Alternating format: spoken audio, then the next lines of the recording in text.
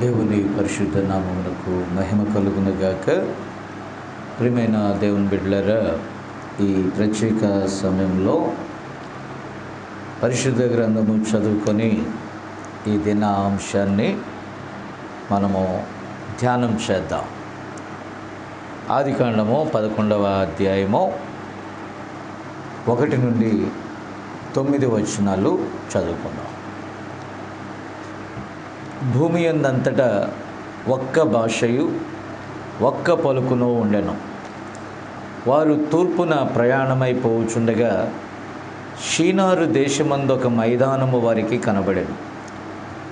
అక్కడ వారు నివసించి, మనము ఇటుకలు చేసి బాగుగా కాల్చుదము రండని ఒకనితో ఒకడు మాట్లాడుకొనిరి. రాళ్లకు ప్రతిగా ఇటుకలను, అడుసునకు ప్రతిగా మట్టికిలును వారికుండెను. మరియు వారు, మనము భూమి యందంతటా చెదరిపోకుండా ఒక పట్టణమును, ఆకాశమునంటూ శిఖరము గల ఒక గోపురమును కట్టుకొని పేరు సంపాదించుకుందాము రండని మాట్లాడుకొనగా, యెహోవా నరుల కుమారులు కట్టిన పట్టణమును, గోపురమును చూడ దిగి వచ్చెను. అప్పుడు యెహోవా, ఇదిగో జనము ఒక్కటే, వారికందరికీ భాష ఒక్కటే, వారు ఈ పని ఆరంభించి ఉన్నారు. ఇక మీదట వారు చేయదలుచు ఏ పని అయినను చేయకుండా వారికి ఆటంకమేమీ ఉండదో గనుక మనము దిగిపోయి వారిలో ఒకని మాట ఒకనికి తెలియకుండా అక్కడ వారి భాషను తారుమారు చేయదము రండని అనుకొనెను. అలాగూ యెహోవా అక్కడి నుండి భూమి యందంతటా వారిని చెదరగొట్టెను. గనుక వారు ఆ పట్టణమును కట్టుట మానిరి, దానికి బాబేలు అను పేరు పెట్టిరి. ఎందుకనగా అక్కడ యెహోవా భూజనులందరి భాషను తారుమారు చేసెను. అక్కడి నుండి యెహోవా భూమి యందంతటా వారిని చెదరగొట్టెను.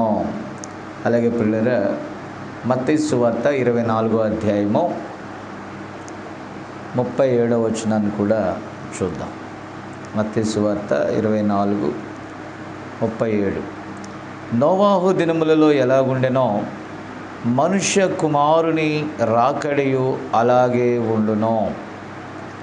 జలప్రళయమునకు ముందటి దినములలో నోవాహు వాడలోనికి వెళ్ళిన దినము వరకు వారు తినుచు త్రాగుచు పెండ్లి చేసుకొనుచు పెండ్లికిచ్చుచూ ఉండిరి.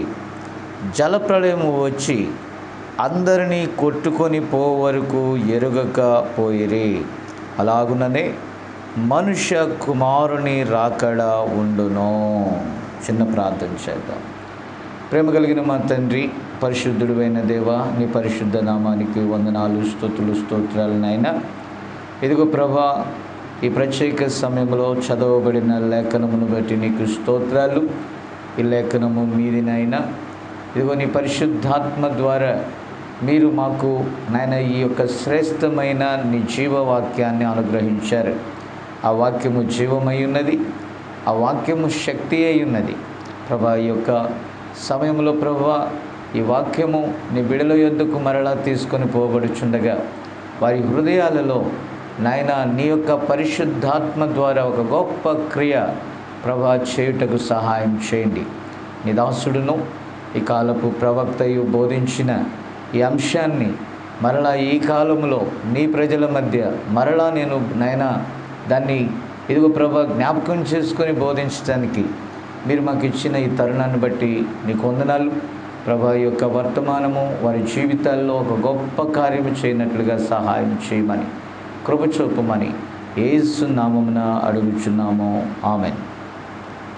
క్రీస్తునందు ప్రియులారా, ఈ ప్రత్యేక సమయంలో ఒక శిరస్సు క్రింద ఐక్యమగుట అను అంశాన్ని మరి అమెరికా దేశంలో మిడిల్ టౌన్లో మరి మన ప్రవక్త 1958లో బోధించినటువంటి అంశములో నుండి మరి నేను కూడా కొంత భాగాన్ని మీతో పంచుకోవాలని ఆశపడుతూ ఉన్నాను. పిల్లరా, మనం ఇక్కడ చూసినట్లయితే ఒక శిరస్సు క్రింద ఒక ఐక్యత. కాబట్టి అంటే ఒక ఆలోచన క్రింద అందరూ కూడా చేర్చబడుట అనేటటువంటి విషయాన్ని మనం ఇక్కడ చూస్తూ ఉన్నాం. ఎందుకంటే ప్రారంభంలో ఎలా ఉందో ముగింపులో కూడా అలాగే ఉంటుందనే విషయాన్ని మనం చూస్తున్నామండి. నోవాహు దినాలలో ఎలాగైతే మరి పరిస్థితులు ఉన్నాయో ప్రభు యొక్క రాకడ దినాలలో కూడా, అనగా మనుష్య కుమారుని ప్రత్యక్షమగు దినాలలో కూడా అలాగే ఉంటుందని మనము మత్తయి సువార్త 24:37లో మనం చూసాం. కాబట్టి పరిస్థితులు మనం చూసినట్లయితే చాలా భయంకరమైన స్థితిగతులను, ప్రవచనాలు నెరవేరేటటువంటి కాలాన్ని మనం చూస్తున్నామండి. కాబట్టి ఈ యొక్క బాబేలు గోపుర నిర్మాణంలో మీరు చూస్తే వారు ప్రయాణించి ఒక సారవంతమైన నేలకు వచ్చుట మనం అక్కడ చూడగలుగుతున్నాం. అలాగే వారంతా ఒక ఐక్యత క్రిందికి వచ్చుట కూడా మనం చూస్తున్నామండి. అది సత్యం, దయచేసి గమనించాలి. కాబట్టి వారంతా కూడా అది నిజమైన నాయకత్వం కాదు. మనకు తెలుసు ఈ బాబేలు గోపురం యొక్క పరిస్థితి. అక్కడ ఆ నిమ్రోదు అనేటటువంటి ఒక భూ సంబంధమైన రాజు దేవుని ఎదుట పరాక్రమవంతుడని పిలిపించుకొని ఒక గొప్ప వేటగానిగా, ఆ యొక్క రాజుగా ప్రజల యొక్క సముదాయంతో ఆకాశమునంటేటటువంటి ఒక గొప్ప గోపురాన్ని కట్టాలనేటటువంటి ఒక ప్లాన్ అతడు సిద్ధపరిచాడు. అంటే ఇక్కడ దేవుని ఎదుట తన పరాక్రమాన్ని చూపించుకోవాలి అనేదే అతడి ప్రధాన వాంఛ. మీరు గమనించినట్లయితే ప్రియమైన దేవుని బిడ్డలారా, సాతానుడు ఎల్లప్పుడూ కూడా దేవుని కార్యాలను అల్పముగాను, దయచేసి గమనించాలి, లోక కార్యాలను లేకపోతే భూ సంబంధమైన కార్యాలను అధికంగా, అంటే దేవుని కంటే గొప్పవిగా చూపించాలని వాడు తాపత్రయపడుతూ ఉంటాడు. అది సత్యం. కాబట్టి పిల్లరా, మీరు దయచేసి గమనించినట్లయితే ఇక్కడ ఒక దేవుని వాక్య విరోధమైన ఒక కార్యము అక్కడ ఒక మనిషి ద్వారా ప్రారంభించబడతా ఉంది. అదేంటంటే ఆ మనిషి నాయకత్వం క్రింద అందరూ కూడా ఐక్యం అవ్వాలనేటటువంటిదే అక్కడ మనం చూచుచున్న విషయం. కాబట్టి ప్రియమైన దేవుని బిడ్డలారా, మనము అంటే దేవుని పిల్లలమైన మనము ఏకమై ఉండాలనేది దేవునికి ఇష్టమైన కార్యం, ఒక మానవ నాయకత్వం క్రింద కాదు. కాబట్టి దేవుని నాయకత్వం వేరు, ఒక మనుష్యుని నాయకత్వం వేరండి. దయచేసి గమనించాలని నేను మనవి చేస్తున్నాను. కాబట్టి ఇక్కడ ఒక మనిషి దేవుని నాయకత్వాన్ని వీడి తన మీద మరొక మనిషిని నాయకుడిగా ఉండాలని, ఆ యొక్క వ్యక్తి తెలివితేటల మీద ఆధారపడాలని, అక్కడ ఐక్యం అవ్వాలని మరి కోరుకునుట మనం చూస్తూ ఉన్నాం. దయచేసి గమనించాలి. కాబట్టి ఇక్కడ మనం గమనిస్తే మనిషి యొక్క ఆలోచన విధానము మరి దేవుని మీద ఆధారపడి ఉన్నట్లయితే నో ప్రాబ్లం అండి. కానీ ఇక్కడ జరిగేది ఏంటంటే సొంత తెలివితేటల మీద ఐక్యం అవ్వాలని ప్రజలు ఈరోజు కోరుకొనుచున్నారు. కాబట్టి ఇక్కడ మనం చూసినట్లయితే ఇక్కడ ఒక నాయకత్వాన్ని మనం చూస్తున్నాం. ఆ నాయకత్వానికి అందరూ కూడా మరి సహకరించాలని, కలిసి పనిచేయాలని, ఒకరికొకరు సహకరించుకోవాలని బాగానే ఉందండి. చాలా చక్కని విధానం మనం అక్కడ ఉన్నట్టుగా గమనిస్తున్నాం. కానీ ఒక తప్పుడు విధానానికి సహకారమో, ఒక తప్పుడు విధానానికి ఐక్యత ఎంత మాత్రము కూడా మంచిది కాదు. మనం సహజంగా ఆలోచిస్తే ఒకరికొకరు, దయచేసి గమనించాలి, సహకరించుకోవటానికి దేవుడు మనిషిని రూపించినట్లుగా మనం చూస్తున్నాం. అది ఒక మానవ నిర్మాణం. ఆ విధంగా ఉండునట్లు దేవుడు అతన్ని చేశాడు. కానీ అది దేవుని చేత నడిపించబడుటలో నుండి తప్పిపోకూడదు. కాబట్టి ఇక్కడ ప్రవక్త అంటున్నాడు, మానవుడు ఎప్పుడు తన ఆలోచన చొప్పునే నడవాలని కోరుకుంటూ ఉంటాడు. దయచేసి గమనించాలి. దేవుడు ఎన్నడూ కోరని దానినే చేయాలనుకుంటాడు. ఇక్కడ మనం గమనించేది ఒక విషయం ఉంది. దేవుని చేత సృజించబడిన మానవుడు దేవుని చేత నడిపించబడినట్లయితే నో ప్రాబ్లం అండి. దేవుని చేత నడిపించబడినట్లయితే నో ప్రాబ్లం. దేవుని ఆత్మచేత నడిపించబడినట్లయితే నో ప్రాబ్లం. అయితే దానికి భిన్నముగా నడిపించబడినట్లయితే అక్కడే సమస్య ఉన్నది. దయచేసి గమనించాలని నేను ప్రభువు పేరిట మనవి చేస్తూ ఉన్నాను. కాబట్టి ప్రియులారా, దేవుడికి ఇష్టం లేని కార్యాలను మనం చేసినప్పుడు మనము దేవుని చిత్తము నుండి తప్పిపోతూ ఉన్నాం. అప్పుడు మన స్వంత ప్రణాళికలను, మన స్వంత ఆలోచనలను మనము ఎప్పుడైతే చేయాలని మనము ప్రారంభిస్తామో దేవుడు అక్కడ ఖచ్చితమైన మరి శిక్ష లేకపోతే బుద్ధి చెప్పేటటువంటి మరి కార్యాన్ని దేవుడు తప్పకుండా చేస్తాడండి. ఎందుకంటే దేవుని యొక్క నాయకత్వం అనేది, ఆ సార్వభౌమాధికారం అనేది అది ఎంతో శ్రేష్టమైనది. ఎందుకంటే మనము దీనిలో అనగా ఈ భూమిలో ఏది మనం సృజించలేదు, ఏది కూడా మన వలన కలగలేదు. మనము కూడా దేవుని వలన కలిగిన వారమే. అందుచేత మనము దేవుని చిత్తము చేత నడిపించబడినట్లయితే మనకెంతో మేలండి. ఎందుకంటే ఒక తండ్రి, కొందరు కుమారులు ఉండొచ్చు. తండ్రి అనేక అనుభవాలలో నుండి వచ్చినవాడు, శ్రేష్ఠుడు, ఘనుడు, అనేక విషయాలను అవగాహన చేసుకున్నవాడు. Praise the lord. అయితే ఈ పిల్లలు అప్పటికప్పుడే ఎన్నో విషయాలు తెలుసుకున్నట్టుగా అనుకున్న తండ్రి దూరదృష్టి కలవాడు కనుక, ఆయన సమస్తముని ఎరిగినవాడు కనుక అతని ఆలోచన ఎంతో కుటుంబానికి దీవెనకరంగా ఉంటుంది. కానీ ప్రియులారా, మరి స్వల్పకాలంలో మనకేదో తెలిసినట్టుగా, మనం అన్నీ ఎరిగినట్లుగా మనకు మనమే నడుచుకొని మన తెలివి మీద ఆధారపడటం ఎంత మాత్రమునో శ్రేయస్కరము కాదు అనే విషయాన్ని గమనించాలని మనవి చేస్తున్నాను. ప్రియులారా, ఇంకా గమనిస్తే అసలు మనకు తెలుసండి, మొదటి పతనం దేవుడు నరులను సృజించాడు.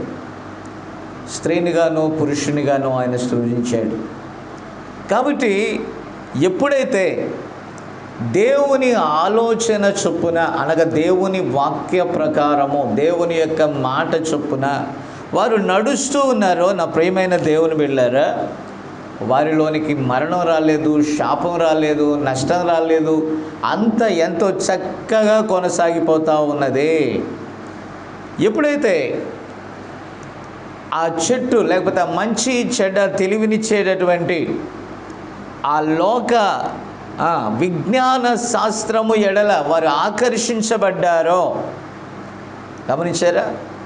కాబట్టి ఎప్పుడైతే దేవుని ఆలోచనకు బదులుగా, దేవుని చిత్తానికి బదులుగా, దేవుని యొక్క నడిపింపునకు బదులుగా వేరొక నడిపింపును వారు కోరుకున్నారో చూసారా?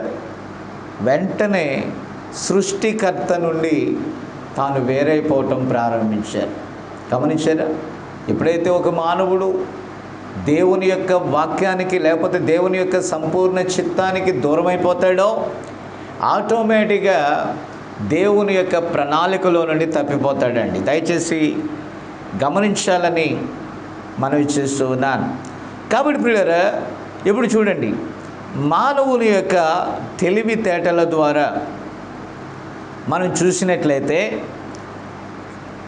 మానవుని యొక్క తెలివితేటలో దేవుని యొక్క సృష్టిని సవాలు చేసే విధంగా తయారయ్యాయి. అది ఇంపాసిబుల్. దేవుడు దేవుడే, మానవుడు మానవుడే. బైబిల్ చెప్తుంది, ప్రభు అంటున్నాడు, నా తలంపులు మీ తలంపుల వంటివి కావు. కాబట్టి మనకి అవకాశం దొరికితే దేవునికే సలహా చెప్పేటటువంటి పరిస్థితుల్లో మనం ఆది కాలం నుండి చూస్తున్నామండి. ఎందుకంటే ఆయన సర్వజ్ఞుడు, సమస్తమును ఎరిగినవాడు. కాబట్టి ఆయనకు వర్తమాన భూత భవిష్యత్ కాలాలు తెలుసండి. ఆయన నిన్న నేడు నిరంతరము మారని దేవుడు. ఆయన సమస్తమును మరి ఎరిగినటువంటి దేవుడు. ఆయనకు తెలియనిది ఏమి కూడా ఈ ప్రపంచంలో లేదండి. కాబట్టి మనము ఆయన చిత్త ప్రకారము కనుక నడిపించబడినట్లయితే మనకు ఎలాంటి ప్రాబ్లం లేదు. ఎందుకంటే ఆయన సమస్తము ఎరిగిన వాడు కనుక, మన మంచి కోరుకునే దేవుడై ఉన్నాడు కనుక మనను ఏ నష్టంలో కూడా ఆయన మరి పడకుండా నడిపించే చక్కని ఆయన యొక్క వాగ్దానములు ప్రభు మనకిచ్చి ఉన్నాడు. దేవునికి స్తోత్రం కలుగునుగాక. కాబట్టి ఈరోజు ఈ శాస్త్రీయ పరిశోధన అనేటటువంటిది మానవుని యొక్క మేధస్సులో నుండి పుట్టింది. కాబట్టి ఒకరికొకరు ఏం తయారు చేసుకున్నారంటే తెలివితేటలను ప్రయోగం చేసుకుంటూ ఉన్నారు. ఎందుకంటే ఇతర దేశాల కంటే తమ దేశము ఉన్నతమైన దేశముగా ఉండాలని, లేకపోతే తమను తాము గొప్ప చేసుకోవాలని, తమ మేధాశక్తి ద్వారా మరి ఎంతో గొప్ప ఆధిక్యత సాధించామని, గొప్ప పేరు సంపాదించుకుందామని ప్రపంచము నేడు పోటీ పడుతూ ఉన్నది. నిజంగా దేవుని జ్ఞానం వేరు, ఈ తెలివి వేరండి. నాలెడ్జ్, ఈ తెలివి అనేది సాతాను నుండి వచ్చింది. యుక్తి అనేటటువంటి దానిలో నుండి పుట్టుకొచ్చింది. కానీ దేవుడు జ్ఞానవంతుడు. ఆయన జ్ఞానం వేరు. భూ సంబంధమైన జ్ఞానం వేరు, అనగా 5 ఇంద్రియాల ద్వారా కలిగిన జ్ఞానం వేరు. దేవుని యొక్క విశ్వాస పరిమాణములో ఆ 6వ ఇంద్రియము లేకపోతే విశ్వాస పరిమాణము యొక్క జ్ఞానము వేరండి. దేవునికి స్తోత్రం కలుగునుగాక. కాబట్టి పిల్లరా, చాలామంది మానవులు కనిపెట్టిన తెలివితేటల వైపు చూస్తున్నారు. అది ఎంతో పర్ఫెక్ట్గా ఉన్నట్టుగా ఆలోచన చేస్తున్నారు. కానీ అది దేవుని నుండి నిన్ను బాగా దూరంగా తీసుకెళ్ళిపోద్ది. ఎందుకంటే ఎక్కడో ఒక చోట మానవుని యొక్క తెలివితేట ఫెయిల్ అయిపోద్దండి. దయచేసి గమనించాలి. ఎక్కడో ఒక చోట వారు ఫెయిల్ అయిపోతున్నారు. కాబట్టి ఫెయిల్ కానిది ఈ లోకంలో ఒకటి ఉంది, తప్పిపోనిది ఈ లోకంలో ఒకటి ఉంది. అది కేవలం దేవుని యొక్క మాటే. అది ఎక్కడి నుండి వచ్చింది? ఈ తెలివి, ఆ మంచి చెడ్డ తెలివినిచ్చేటటువంటి ఆ వృక్షములో నుండి వచ్చినట్లుగా ప్రవక్త అంటున్నాడు. అయితే దేవుని జ్ఞానం ఎక్కడ మనకు దొరుకుచున్నది? మనము జీవవృక్షమైనటువంటి దేవుని యొద్ద నుండి మనకు అది దొరుకుతుంది. కాబట్టి ఈ తెలివితేటలో దేవుని యొక్క జ్ఞానం ఎదుట ఎంత మాత్రమునో పనికిరావు. కాబట్టి ఈరోజు మనం ఏం సంపాదించుకున్నాం? ఈ ప్రపంచానికి ఒక గొప్ప మరణాన్ని సంపాదించుకున్నాం. ఎటు చూసిన భయం, ఎటు చూసిన వ్యాధులు. మనం ఈ తెగులు గృహంలో నివాసం చేస్తున్నామని అంటే కారణం మానవుని యొక్క ఆలోచనే. మానవుని యొక్క ఆలోచన ఎన్నడూ కూడా దేవుని చిత్తాన్ని నెరవేర్చదో. ఒకని ఎదుట సరైనదిగా కనబడే మార్గం ఉంటుంది. బైబిల్ చెప్తుంది తుదకు అది మరణమునకు దారితీస్తుందంట. కాబట్టి ఆ ఏదేను తోటలో 2 వృక్షాలు మనం చూసాం. అదేంటంటే తెలివినిచ్చేది ఒకటి, జీవమిచ్చేది ఒకటి. దేవునికి స్తోత్రం కలుగును గాక. ఇప్పుడు ఈ జీవమిచ్చేదాన్ని మరి మనం తిన్నట్లయితే ఎల్లప్పుడూ మనం జీవిస్తాం. కానీ మానవుడు తెలివి వైపే వెళ్తున్నాడండి. అంటే మానవ తెలివి వైపే పరిగెడుతున్నాడు తప్ప నిత్య జీవాన్నిచ్చే జీవాన్ని మానవుడు కోరుకోలేకపోతున్నాడు. ఏదో ఒక శిరస్సు క్రింద, ఒక శిరస్సు చేత, ఒక ఆలోచన చేత నడిపించబడాలనే మానవుడు ఒక మానవ తెలివితేటలను బేస్ చేసుకుంటున్నాడండి. అక్కడే మానవుడు ప్రతిసారి తప్పిపోక తప్పదో. గతంలో తప్పిపోవటం కాదు, ఎప్పుడైతే మానవుడు తన స్వంత తెలివితేటల మీద, లోకమంతా ఏమంటుంది తెలివితో బ్రతకని, కానీ దేవుని వాక్యం ఏమంటుంది? దేవుని జ్ఞానము చేత నీవు నడిపించబడాలి, ఆయన ఆత్మచేత నడిపించబడాలి, ఆయన వాక్య ప్రకారం నడిపించబడాలని లేఖనం చెప్తుంది. Praise God. ఈరోజు లేఖనము లోకానికి వెర్రితనం, అలాగే దేవుని వాక్య సంబంధులకు లోకం వెర్రితనం. కాబట్టి ఒకరికొకరు వెర్రివారిగా ఇక్కడ కనబడుతూ ఉన్నారు. దయచేసి గమనించాలని నేను మనవి చేస్తూ ఉన్నాను. ఈరోజు లోకంలోకి మరణం వచ్చిందంటే స్వంత తెలివితేటలే. దేవుడు చెప్పిన దానికి వీరి ఆలోచనను తోడు చేసి చివరికి దేవుడు ఏది వద్దన్నాడో అది చేయటం వలననే ఈ లోకంలోకి మరణము ప్రాప్తించింది అనే విషయాన్ని గమనించాలని నేను మనవి చేస్తూ ఉన్నాను. ప్రియమైన దేవుని బిడ్డలారా, కాబట్టి పిల్లరా, ఇక్కడ మనం చూస్తే ఏదేను తోటలో మనం చూసారా, ఇక్కడ మానవుడు తప్పు చేసిన తర్వాత ఇప్పుడు మానవుడు మరలా దేవుడిని వెతకాల్సిన పని లేదు. దేవుడు వెతకటానికి ఇక ఎప్పుడైతే తప్పిపోయాడో పారిపోవటం మొదలుపెట్టాడు. చాలామంది ఏమంటున్నారు, నేను దేవుణ్ణి వెతికాను, ఆయన నాకు దొరికాడు అని. ప్రియమైన దేవుని బిడ్డలారా, ఇక్కడ ఎప్పుడైతే ఆదాము తప్పు చేశాడో, ఆదామా నీవెక్కడా అని దేవుడే వెతికినట్లుగా మనం చూస్తూ ఉన్నాం. దేవునికి స్తోత్రం కలుగును గాక. కాబట్టి మరి చాలామంది అంటున్నారు మనం దేవుణ్ణి వెతకాలి, దేవుణ్ణి కనుక్కోవాలి. లేదండి, దేవుడే నిన్ను వెతుకుతున్నాడు. ఆకాశము ఆయన మహిమను సూచిస్తున్నాయి, అంతరిక్షాలు ఆయన మహిమను కనపరుస్తున్నాయి. ఇవన్నీ కూడా దేవుడు ఉన్నాడని మనకి క్లారిటీగా ప్రకృతి చూపిస్తున్నప్పుడు మనము ఆయనను వెతకాల్సిన పని లేదు, అన్నీ ఆయనే మనకు ఇచ్చాడు. అయితే మనం చేయాల్సింది ఏంటో తెలుసా? ఆయన మార్గములో మనం నడవటమే. దేవునికి స్తోత్రం కలుగును గాక. కాబట్టి ఇక్కడ మనం చూసినట్లయితే లేఖనం చెప్తుంది, నా తండ్రి మొదటిగా ఒకరిని ఆకర్షిస్తేనే కానీ, దయచేసి గమనించాలి, నా తండ్రి ఒకరిని ఆకర్షిస్తేనే కానీ ఎవడునూ నా యొద్దకు రాడు. మీరు గమనించారా? ఒక ఆకర్షణ ఉంది. పరలోక సంబంధిని పరలోక స్వరము ఆకర్షిస్తుంది. అర్థమైందా? అయితే దయచేసి గమనించినట్లయితే మొదటిగా దేవుని వాక్యము నీకు ఆకర్షణగా ఎలా ఉండగలుగుద్ది? చాలామంది ఈరోజు దేవుని వాక్యం దగ్గరికి రారు, దేవుని సన్నిధిని వెతకరు. వారు లోకమంతా, లోక తెలివితేటలు, లోక ఆలోచనల చేత నడిపించబడుతున్నారండి. ఈ భూలోకాన్ని ఒక శాశ్వత రాజ్యంగా వారు మలుచుకుంటున్నారు. ఈ భూమి శాశ్వతం అనుకుంటున్నారు, కానీ అక్కడ మోసపోతున్నారు అనే విషయాన్ని దయచేసి గమనించాలని నేను మనవి చేస్తున్నాను.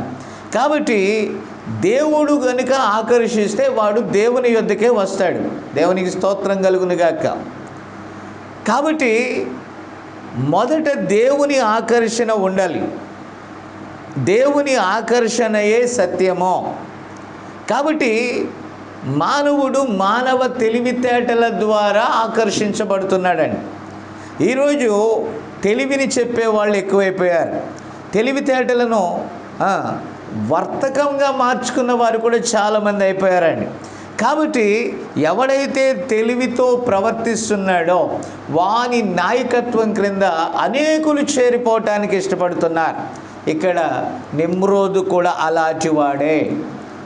లేఖన ప్రకారం మనం చూస్తే అతడు దుష్టుని సంబంధిగా ఉన్నాడు. ఒక దుష్ట సంబంధమైనది ఏ రీతిగా మనకు మేలు చేస్తుంది దయచేసి గమనించాలని నేను మనవి చేస్తున్నాను ప్రియులారా. కాబట్టి నిమ్రోదు వారికి ఒక గోపురం కట్టాడు. గమనించారా? దెయ్యము దగ్గర ఉన్నవన్నీ కూడా ప్రవక్త అంటున్నాడు ఎక్కడివో అని ఆలోచిస్తే మనం ఆశ్చర్యపడక తప్పదు. ఎందుకంటే వాడు తన నమూనాలన్నీ ఎక్కడి నుండి కాలేదు, దేవుడు ఏది చేస్తున్నాడో దానికి ఆల్టర్నేట్ చేస్తున్నాడండి. వాడు దేవుని యొద్ద నుండే వాడు దొంగిలించి వాడు ఒక సృష్టికర్త వలె నటిస్తున్నాడు. ఎందుకంటే వాడు సృష్టికర్త కాడు, వాడు సృష్టిని చేయలేడండి. అర్థమవుతుందా మీకు? కాబట్టి సాతానుకు స్వస్థపరిచే గుణం లేదు. స్వస్థత అనేది ఒక క్రియేషన్.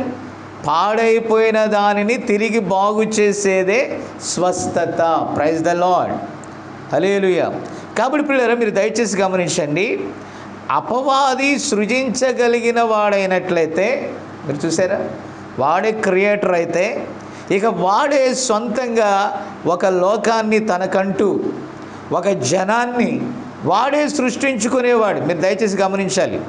కానీ ఎప్పటికీ కూడా వాడు సృష్టిని చేయలేడు, సృజించలేడు. కానీ వాడు ఒక పని మాత్రం నమ్మకంగా చేస్తాడు. అదేంటో తెలుసా? దేవుడు సృజించిన దాన్ని మాత్రం క్రమాన్ని అక్రమంగా మారుస్తాడు, నీతిని దుర్నీతిగా మారుస్తాడు. అంత మాత్రమే కాదు, దానిని దొంగిలించి తనకి అనుకూలంగా వాడు మార్చుకుంటాడండి. దయచేసి గమనిస్తే దేవునికి రావలసిన ఘనతను వాడు ఎల్లప్పుడూ దొంగిలించటానికే చూస్తాడు. ఈరోజు ఈ లోకంలో దేవుని యొక్క వాక్యాన్ని ప్రకటించే వారిలో అధిక శాతం మంది, మీరు జాగ్రత్తగా గమనించండి, లోక విజ్ఞాన శాస్త్రాన్నే వాళ్ళు బోధిస్తున్నారు, నీతి శాస్త్రాన్ని బోధిస్తున్నారు, నైతిక శాస్త్రాన్ని ప్రకటిస్తున్నారు, వారు ధర్మశాస్త్రాన్ని ప్రకటిస్తున్నారు. కానీ దేవుని యొక్క వాక్యము మీరు గమనించారా? వారు ఉన్నది ఉన్నట్టుగా ప్రకటించటానికి సందేహిస్తూ లోక జ్ఞానము యొక్క పూత దానికి పూస్తేనే కానీ దాన్ని రుచిగా వారు అందించలేకపోతున్నారు. దేవుని వాక్యాన్ని ప్యూర్గా అందించాలంటే వారికి డౌట్. అందుకని వాళ్ళు ఏం చేస్తున్నారు? ఆ యొక్క మరి ఆ తీయని పూత, ఆ యొక్క జీవవాక్యానికి తీయని పూత పూస్తున్నారు. దేవునికి ఎవరి సహకారం అక్కర్లేదు, దానికి ఏది కల్పన అవసరం లేదు, తీయని అవసరం లేదు. ఉన్నది ఉన్నట్లుగా నువ్వు బోధించగలిగితే, ఉన్నది ఉన్నట్లుగా ఎవరైతే అంగీకరించగలుగుతారో వారే దేవుని పిల్లలై ఉన్నారు. Praise the Lord. పిల్లరా గమనిస్తే ఒక మనిషి యొక్క స్వంత ఆలోచన అది ఎంత మంచిగా మన కంటికి కనపడినా సరే, చూసారా, అది ఎంత వాస్తవమైనది అన్నట్లుగా మనకు తెలిసినా సరే, మీరు గమనించారా, దేవుని వాక్యాన్ని మించిన జ్ఞానం అది కానే కాదు. గమనించారా? కాబట్టి నిజమైన సత్యమైన జీవకరమైన ఆలోచన ఎవరి దగ్గర ఉన్నది అని అంటే దేవుని దగ్గరే ఉన్నది. దానిని ఆయన తన బిడ్డలకు ఇస్తున్నాడు, ఆ మనిషికి ఆయన అందజేస్తూ ఉన్నాడు. అయితే ఇప్పుడు దేవుని ఆలోచన అంటే ఆయన వాక్యం. ఆయన వాక్యానుసారంగా మనం నడిస్తే ఆయన ఆలోచన చొప్పున మనం నడిచినట్లే. కాబట్టి పిల్లరా, ఇప్పుడు దేవుని ఆలోచనకు ఏదైతే భిన్నమైనది ఉందో అది ఎన్నడూ కూడా దేవుని సంబంధమైనది కాకపోగా అది మానవుని యొక్క స్వంత తెలివితేటల మీద, అనగా స్వంత బుర్ర మీదే, వాని స్వంత అంటే హృదయంలో నుండి వచ్చే ఆలోచన వేరు, తలంపులో నుండి వచ్చే ఆలోచన వేరు. దయచేసి గమనించాలి. కాబట్టి ప్రియమైన దేవుని బిడ్డలారా, దేవుడు హృదయంలో నుండి పనిచేస్తాడు, మానవ తలంపులో నుండి కాదండి. మన తలంపు పుట్టక మునిపే ఆయనకి తెలుసు. కాబట్టి యూదా ఇస్కరియోతు అతడి హృదయంలోనికి అపవాది దూరి క్రీస్తుని అప్పగించాలనేటటువంటి ఆలోచన ఆయన ముందే ఎరిగి ఉన్నాడండి. దయచేసి గమనించాలి. అపవాది వానిలోనికి ప్రవేశించి వాక్య ఆలోచనను వక్రముగా త్రిప్పేసింది, క్రమమును అక్రమంగా మార్చేసింది. కాబట్టి ఎప్పుడైతే దేవుని యొక్క సరైన మార్గానికి మనము కొన్నిటిని యాడ్ చేయటం ప్రారంభిస్తామో, నిజంగా దేవుని సువార్త చెప్పడానికి ఈ పిహెచ్డీలు, డీడీలు, బీడీలు, ఈ బైబిల్ ట్రైనింగ్స్, విద్య, పాండిత్యం, ఇదంతా కూడా సాతాను అంటది. కొంచెం అది కలిగి ఉండు, కొంచెం తెలివితేటలు కలిగి ఉండు, కొంచెం లోక జ్ఞానం కూడా లేకపోతే నువ్వు సరిగా బోధించలేవు. నీవు లోక జ్ఞానము కనుక లేకపోతే నీవు దేవునిని గూర్చి చక్కగా బోధించలేవు. నీవు ఏదో ఒక పాండిత్యాన్ని కలిగి ఉండాలి, నీవు లోకంలో ఏదో ఒక టాలెంట్ కలిగి ఉండాలి, ఏదో ఒక చూపునకు రమ్యమైనది ఏదో అది ఉండాలి. చూసారా, అవ్వను ఏ రీతిగా అపవాది చెరిపేశాడో నేడు మానవుని యొక్క తలంపులను అలాగే వాడు చెరుపుతూనే ఉన్నాడు. కాబట్టి ప్రియులారా, వాడు అంటున్నాడు చూపునకు రమ్యమైనది అని. ఇప్పుడు మనం చూసినట్లయితే ఈ యొక్క దృష్టి ద్వారా మనం మోసపోతామండి. ఈ దృష్టి ఎక్కడి నుంచి వస్తుంది? బుర్రలో నుండి వస్తుంది. చివరికి అది మరణం తప్ప మరేమీ కాదు. కాబట్టి ఈ తెలివితేటలు పైకి చాలా చక్కగా ఉంటాయి, అందంగా ఉంటాయి, కానీ అది పాపమై ఉన్నది. ఎందుకు పాపమై ఉన్నదండి? లోపలంతా కూడా చెత్త చెదారంతో నిండి ఉన్నది. కాబట్టి ఎక్కడ ఈరోజు చెప్పండి, ప్రవక్త ఆ రోజే చెప్పాడు, ప్రవక్త అని నమ్మువాడు ప్రవక్త ఫలం పొందుతాడు. నువ్వు నమ్మనేనట్లయితే నీకేమీ దొరకదండి. ఈరోజు మనము ఈ వర్తమానము ద్వారా ఒక సరైన మార్గాన్ని మనం చూచి వెళుతున్నామండి. గురి చూడని వారిలాగా మనం పరిగెట్టట్లా. ఎందుకంటే నలుగురు వచ్చి 4 విధాలుగా చెప్తే ఈ గురి లేని వాళ్ళు 4 విధాలుగా కొట్టుకొని పోతారు. గురి కలిగిన వాడు సరైనది పట్టుకుంటాడు, సరైన మార్గంలో నడుస్తాడు, చక్కగా చూచి తన యొక్క ప్రయాణంను కొనసాగిస్తాడండి. Praise the Lord. కాబట్టి ఈరోజు సమాజం ఎలా ఉంది? నోవాహు దినాలు మనం చూసాం. వారి తలంపులలోని ఊహలన్నీ కూడా చెడిపోయినట్లుగా లేఖనం చెప్తుంది. ఆదికాండం 6 మీరు చదవండి. కాబట్టి ఊహ అంతా కూడా చెడిపోయింది. ఊహని చెడగొట్టేది ఏంటి? మానవుని జ్ఞానమే. మనం ఈరోజు రహదారుల్లో చూస్తున్నాం భయంకరమైన ఆ వాల్ పోస్టర్స్, పాపాన్ని ప్రేరేపించేటటువంటి పరిస్థితులు. స్త్రీ పురుష భేదాలు లేవు. వస్త్రాలు మరి పురుషుడు వేసే వస్త్రాలు స్త్రీలు వేస్తున్నారు. స్త్రీలు వేసే ఆ విధానము లేకపోతే ఆ వస్త్ర విధానాన్ని పురుషులు అనుసరిస్తున్నారు. చూడండి, ఒకరికొకరికి పాపాన్ని ప్రేరేపించేటట్టుగా అది ఉందండి. ఆ టెలివిజన్స్లో కానీ లేకపోతే సోషల్ మీడియాలో కానీ మనం చూస్తే అశ్లీలము పెరిగిపోయింది. దాన్ని సాతానుడు ఎలా చూపిస్తున్నాడు? అందమైన దానిగా చూపిస్తున్నాడు. చివరికి అది మరణం.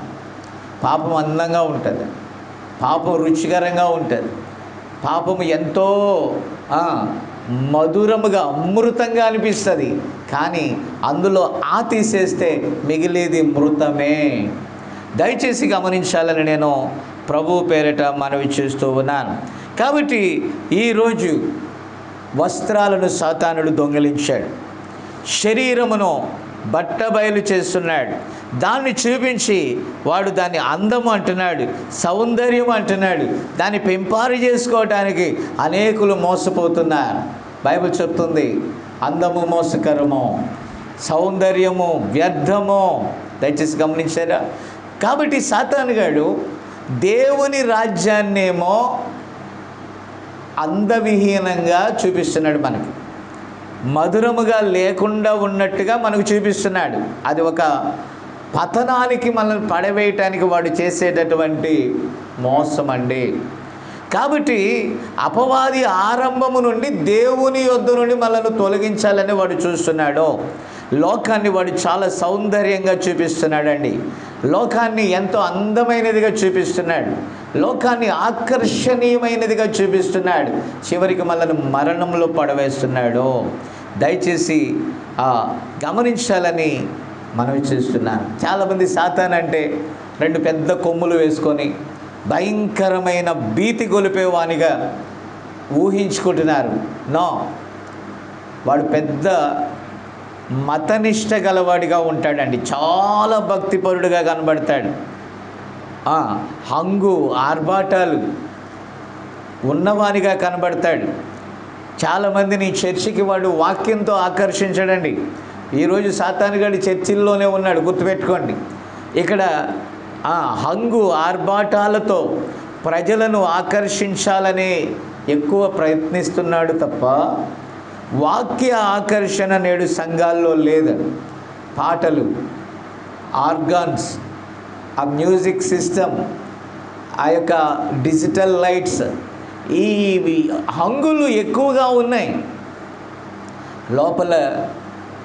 లోపల ప్రవేశించగానే నిజంగా ఆ సినిమా థియేటర్లో 1 గంటన్నర లేకపోతే 2 గంటల లోపు ఆ సినిమా చూడటానికి, ఆ మనిషి ఆహ్లాదంగా ఉండటానికి వారు సకల సౌకర్యాలు పెట్టి దాని రుసుము వసూలు చేస్తారండి.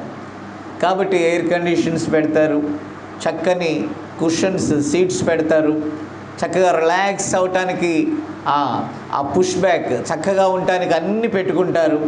చాలా కంఫర్ట్గా ఉండేటట్టుగా చేస్తారు.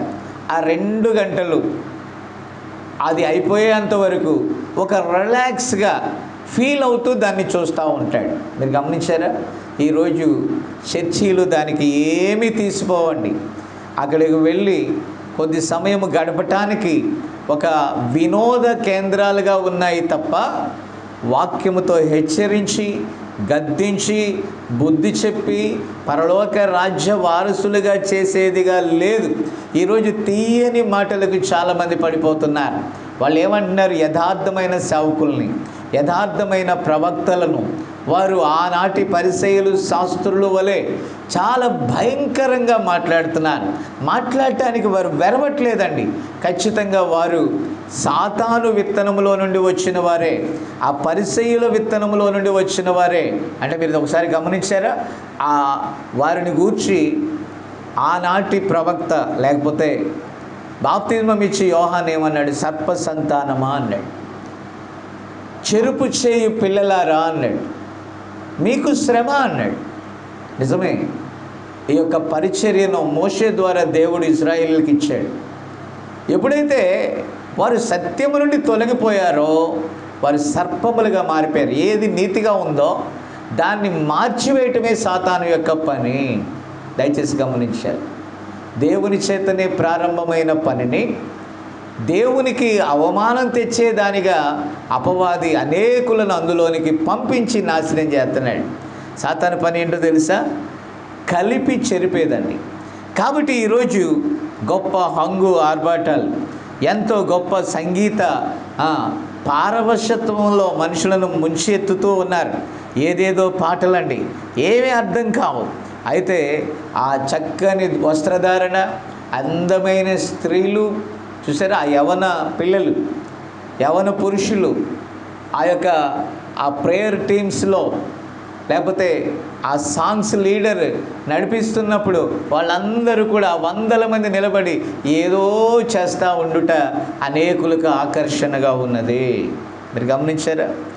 కాబట్టి అక్కడ కొంచెంసేపు వెళ్ళి మీరు కూర్చుంటే లక్షలాది మంది, అనేక మంది ప్రజలు అక్కడ కనబడినట్టుగా మీకు అనిపిస్తారు.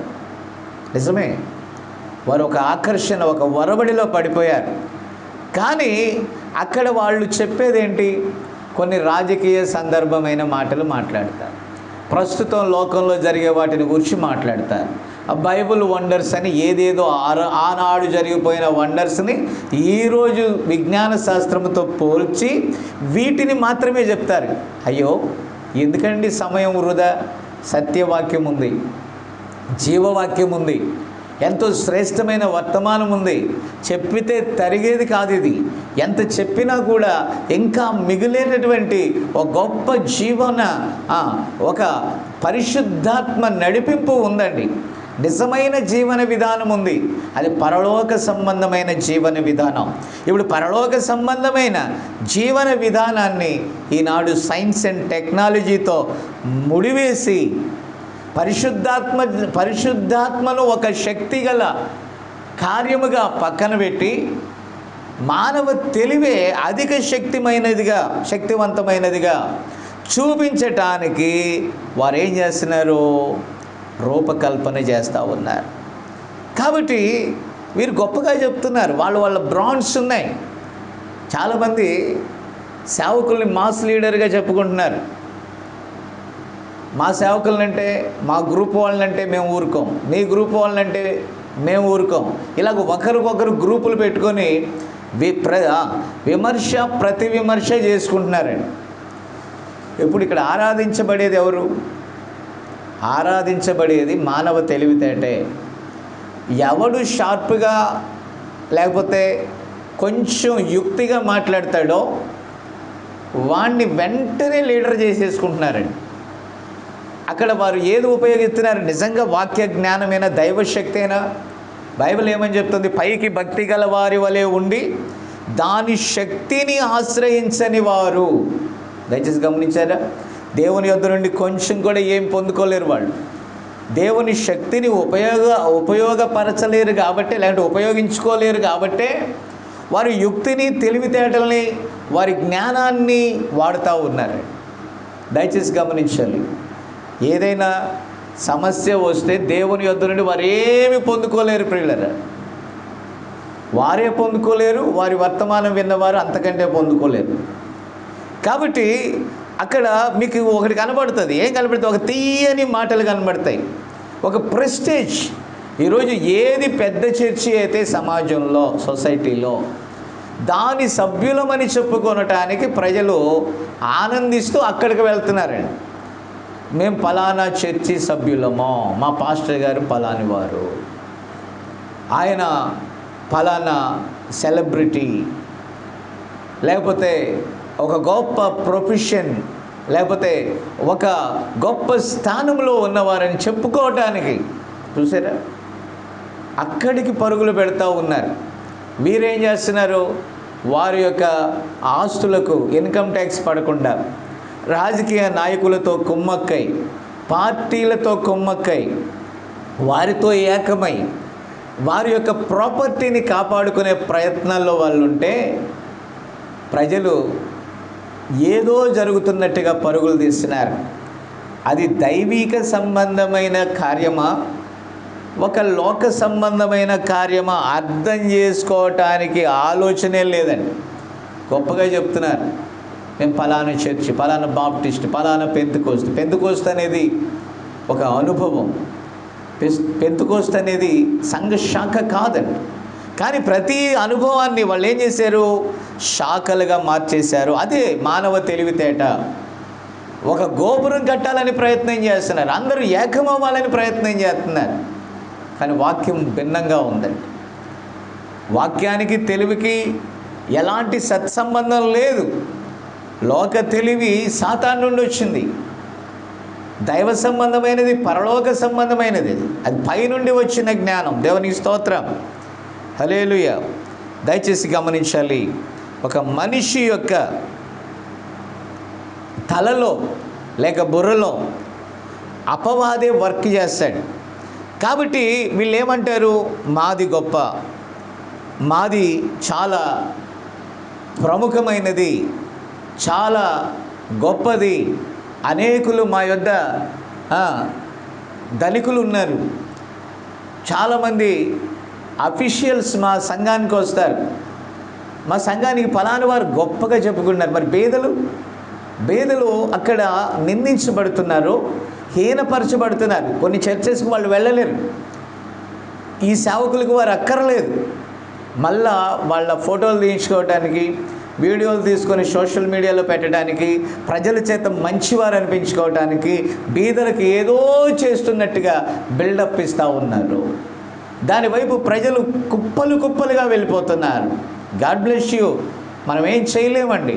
బట్ వన్ థింగ్, అసలు సంగతి ఒకటి ఆలోచించండి. అదేంటంటే వాక్యానికి ఒకటి కలపన అవసరం లేదు, వాక్యంలో నుండి ఒకటి తీసివేయని అవసరం లేదు.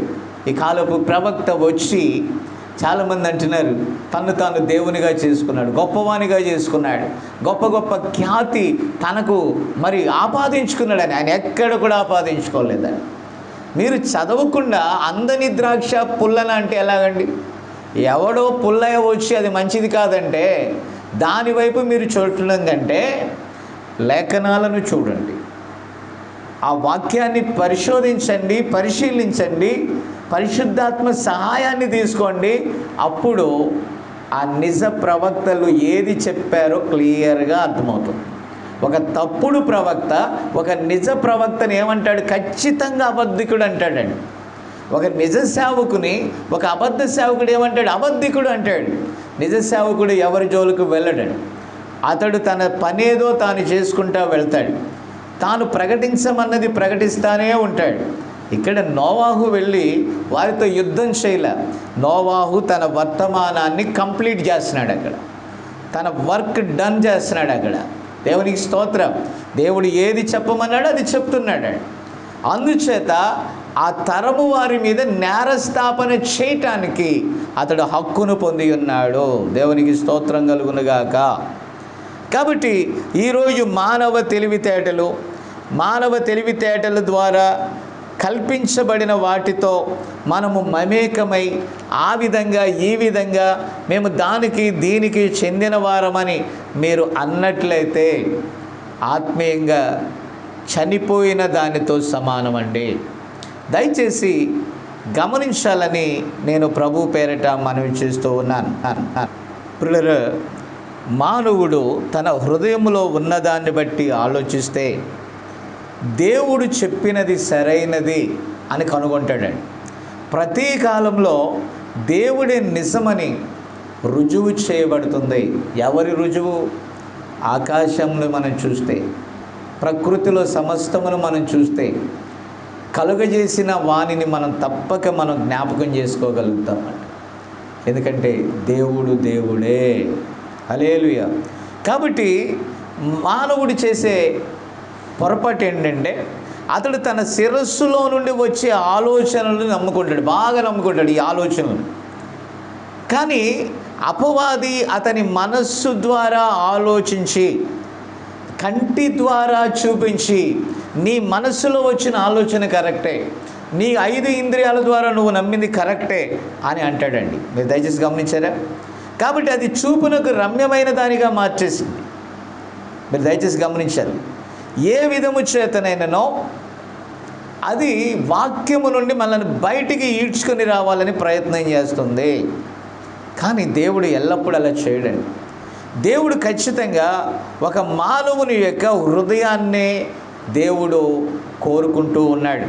ఎందుకంటే ఆ హృదయంలో నుండి వచ్చినదే సరైనది. దేవునికి స్తోత్రం కలుగునుగాక.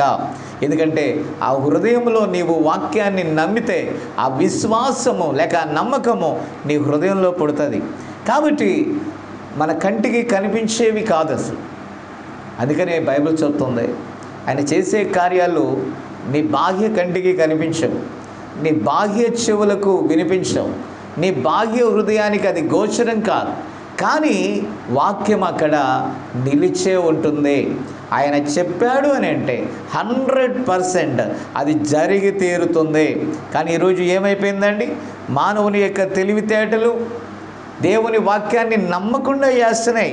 ఎందుకంటే అక్కడ సాతాను మానవ మేధస్సులో నుండి ఆ విజ్ఞాన శాస్త్రాన్ని రంగం మీదకి దించాడు.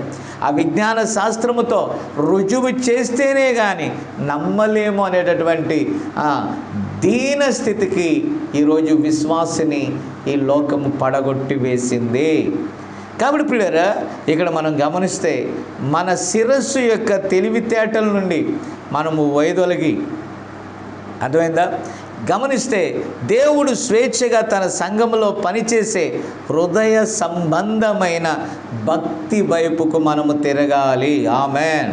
మన తెలివితో కూడిన దానిని, మన తెలివితో సంపాదించిన దానిని విడిచి దేవుని వాక్యము ద్వారా మన హృదయాలలో ఆయన వాక్యము నివాసం చేసి ఆ వాక్యము ద్వారా మనము నడిపించబడేటట్లుగా మనలను దేవునికి అప్పగించుకోవాలి. కానీ ఈరోజు ఈ సైన్స్ అండ్ టెక్నాలజీని ఎక్కువగా నమ్ముచున్నారు. కాబట్టి ఎవరు ఇద్దరు ముగ్గురు కూడుకుంటే వారి పిల్లల భవిష్యత్తు గురించి ఆలోచిస్తే ఫలానా గ్రూప్ తీసుకున్నామండి, ఫలానా టెక్నాలజీ అండి, ఫలానా డాక్టర్స్ అండి, ఈ లోక సంబంధమైన చింతలో నీ పిల్లల భవిష్యత్తు ఇలా ఉండాలి, ఇలా ఉండాలి, ఇలా ఉండాలని ఆలోచించే నీవు దేవుని యొక్క రాజ్యంలో నీ పిల్లలను చూడాలని నువ్వు సిద్ధపరుస్తున్నావా అని ఇక్కడ ప్రవక్త అంటున్నాడండి. కాబట్టి నీ పిల్లలు ఆ రాజ్యం వైపు, ఈ సైన్స్ అండ్ టెక్నాలజీకి పైనున్న శాశ్వతమైన దేవుని రాజ్యం వైపు కనుక వారి కనులను, వారి మేధస్సును, వారి ఆలోచనలు కనుక నువ్వు త్రిప్పగలిగితే నీ పిల్లలను నువ్వు రక్షించుకుంటావు, నీ సమాజాన్ని నువ్వు రక్షించుకుంటావు. ఈరోజు అది లేదే. తెలివితేటలతో, తీయని మాటలతో, అది చెప్పి ఇది చెప్పి నలుగురు సేవకులు కూర్చున్నా కూడా ఈరోజు లోక సంబంధమైన వార్తలేనండి. ఇల్లు కట్టారా, పెళ్ళిళ్ళు చేశారా, పిల్లలు చదువుతున్నారా, ఏం సంపాదిస్తున్నారు, ఏం ఉద్యోగం చేస్తున్నారు, ఏమేమి ఆస్తులు సమకూర్చుకున్నారు, మీకు కార్లు ఉన్నాయా, మేడలు ఉన్నాయా, మిద్దెలు, ఇవన్నీ రావని తెలుసు. సేవకుల మాటలు ఇవి. పైనున్న వాటిని గురించి బోధించే ఆలోచన వీరికి లేదండి. ఏ కాడికి ఈ భూమి మీద ఏదో గొప్పవారిగా అనిపించుకోవాలని అదే తప్పు మరలా దేవుని పిల్లలని చెప్పబడుచున్న వారు కూడా చేయటం నేరము. నీకు తెలియకుండానే నువ్వు దేవునికి వేరైపోతున్నావు, నీకు తెలియకుండానే దేవుని నుండి దూరం అయిపోతున్నావు. నా ప్రియ దేవుని బిడ్డలారా, ఒక్కసారి ఆలోచన చేయాలని నేను మనవి చేస్తున్నాను. వాక్య ప్రకారం నువ్వు నడుచుకుంటున్నావా? వాక్య ప్రకారం నువ్వు జీవిస్తున్నావా? వాక్యము నీకు ప్రియమైనదిగా ఉంటుందా? నీవు నమ్మి, నీవు విశ్వసించినది నీ బిడ్డలకు నువ్వు పంచిపెడుతున్నావా? నువ్వు తిన్న శ్రేష్ఠ ఆహారం నీ పిల్లలకు నువ్వు ఇస్తున్నావు, ఆ యొక్క మధురమైన పాలు నీ పిల్లలకు ఇస్తున్నావు.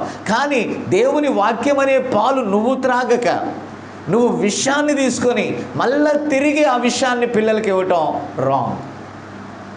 నువ్వు నష్టపోతావు, నీ పిల్లలు నష్టపోతారు. కానీ దేవుని వాక్యము చేత, దేవుని వాక్యమని క్షీరము చేత నువ్వు నింపబడి అదే వాక్యాన్ని నీ బిడ్డలకు నువ్వు పంచి ఇచ్చినట్లయితే నిజంగా వారు ఆశీర్వాదానికి కారకులుగా ఉంటారు, నిత్య జీవానికి వారు వారసులు అవుతారు. దయచేసి గమనించాలి. మానవ తెలివిలో నుండి పిల్లలను కానీ, సమాజాన్ని కానీ, అలాగే విశ్వాసులను కానీ తప్పించి పైనున్న వాటి వైపు త్రిప్పగలిగేదే సర్వసత్యం. ప్రియులారా, పూర్వమందు జరిగిన కార్యాలని ఈరోజు మనం గొప్ప విశేషాలుగా, అద్భుతాలుగా చెప్పుకుంటున్నాం. ఒకసారి మనం ఆలోచన చేస్తే ఆ పూర్వమందు ఉన్న ప్రజలలో ఈ లోకము యొక్క యుక్తి అంతగా లేదండి. ఇప్పుడు ప్రజలలోనికి ఏది ప్రారంభమైంది? యుక్తి ప్రారంభమై ముగింపు దశకు వచ్చింది. ఇప్పుడు భక్తి ప్రారంభమై హీన దశలోకి వచ్చేసిందండి. మీరు గమనించండి. ఇప్పుడు ఆ గోపురం పెరిగిపోతూ ఉంటే దైవ జ్ఞానం అనే గోపురం తరిగిపోతుంది. భక్తి ఏమో హీన దశలోకి వచ్చింది, భక్తిహీనత ఏమో ఉన్నత దశలోనికి వెళ్తుంది. కాబట్టి ప్రవక్త అంటాడు, వారి జీవితాల్లో, అనగా ఆ యొక్క పూర్వీకుల యొక్క జీవితాల్లో అలాంటి అద్భుతాలు జరిగాయని ఈరోజు మనం చెప్పుకుంటున్నాం. దేవునికి స్తోత్రం, దేవునికి మనం కృతజ్ఞులం. అయితే ఇక్కడ మనం ఒక్కసారి ఆలోచన చేస్తే వారు దానిని నమ్మారండి. నమ్మటానికి వారి హృదయం అంగీకరించింది. వారు దేవుని యొక్క వాక్యాన్ని నమ్మారు కాబట్టి, దేవుని యొక్క వాక్యాన్ని వారు పరిపూర్ణంగా వారి జీవితంలో అన్వయించుకున్నారు కాబట్టి గ్లోరీ ఏం జరిగింది? ఆ అద్భుతం వారు చూడగలిగారు. ఈరోజు ఈ సైన్స్ అండ్ టెక్నాలజీ, విజ్ఞాన శాస్త్రం ఇంతగా అభివృద్ధి చెందిన మానవుల యొక్క పతనం ఎక్కువగా ఉంది కానీ తక్కువగా లేదు. మనం చూస్తున్నాం, ఒక సూక్ష్మ క్రిమి ఇంచుమించుగా 2 సంవత్సరాలుగా, గమనించారా, 2 సంవత్సరాలుగా మానవుణ్ణి ఉక్కిరి బిక్కిరి చేస్తుంది. టోటల్గా ప్రపంచాన్ని తలక్రిందులు చేస్తుందండి. గమనించారా? ప్రియులారా, ఎందుకు అలా జరుగుతుంది? దేవునిని నమ్ముట కంటే ఈ విజ్ఞానాన్ని నమ్ముట ద్వారా వారు ఏది చెప్తే దాని యందు మీకు విశ్వాసం ఉంది కాబట్టి అది జరుగుతుంది. ఇప్పుడు ఏం చేస్తున్నాడు, మానవుణ్ణి ఇవన్నీ కూడా ఏం చేస్తున్నాయంటే సైన్స్ వైపుకి తిప్పుతున్నాయి. మీరు ఫలాంది చేయించుకుంటే మీకేం కాదు, మీరు ఫలాంది చేస్తే మీకేం కాదు. నో అండి, దేవుడు ఈరోజు ఎందుకు స్వస్థపరచడు? ఆయన శక్తికి ఏమైనా ఆటంకాలు ఉన్నాయా? ఉన్నాయి. ఏంటో తెలుసా? అవిశ్వాసం ఉన్న చోట దేవుడు కార్యం చేయడండి. కాబట్టి నీ అవిశ్వాసమే అక్కడ దేవుని కార్యము నీలో జరగకుండా ఎదురిస్తుంది. దేవుడు చేయదలిస్తే అవిశ్వాసం ఏం చేయలేదండి. అవిశ్వాసం దాన్ని ఆటంకపరచలేదు. కానీ ఎక్కడో ఒక చోట నువ్వు దీన్ని నమ్మలేకపోతున్నావు, దేవుడు చేస్తాడనే దాన్ని నమ్మలేకపోతున్నావు. కాబట్టి అది బలమైన దానిగా నీలో ఆగి నిజమైన కార్యాన్ని అడ్డగిస్తుంది. దయచేసి గమనించాలని నేను ప్రభు పేరట మనవి చేస్తున్నాను. ప్రియులారా, దయచేసి గమనించండి. ఈరోజు ఆ అద్భుతాలు వారి జీవితాల్లో జరిగాయంటే ఆనాడు ఇంత సైన్స్ అభివృద్ధి చెందలేదండి. కాబట్టి వారు ఏదైతే నమ్మారో దాని ద్వారా వారు బాగుపడ్డారు, ఎక్కువ కాలం బ్రతికారండి. ఈరోజు మరణం మనిషిని క్షణంలో నాశనం చేస్తుంది. ఈరోజు మనం తయారు చేసుకున్నటువంటి అత్యాధునిక వస్తువులే కిల్లర్ అంటే ఏమన్నా మానవ హంతకులుగా మారిపోతున్నాయండి. నీ యొక్క సైన్స్ అండ్ టెక్నాలజీయే నిన్ను చంపుతుంది. నువ్వు తయారు చేసుకున్న వాహనాలే నిన్ను చంపుతున్నాయి. నీవు తయారు చేసుకున్న వస్తువులే నిన్ను చంపుతున్నాయి. నువ్వు తయారు చేసుకొని సుఖాన్ని అనుభవించాలనుకున్నవే నిన్ను ముంచేస్తున్నాయి. ఈరోజు అణుబాంబులు తయారు చేసుకున్నారు, అవే ఒకరోజు ఈ ప్రపంచాన్ని పతనం చేస్తాయి.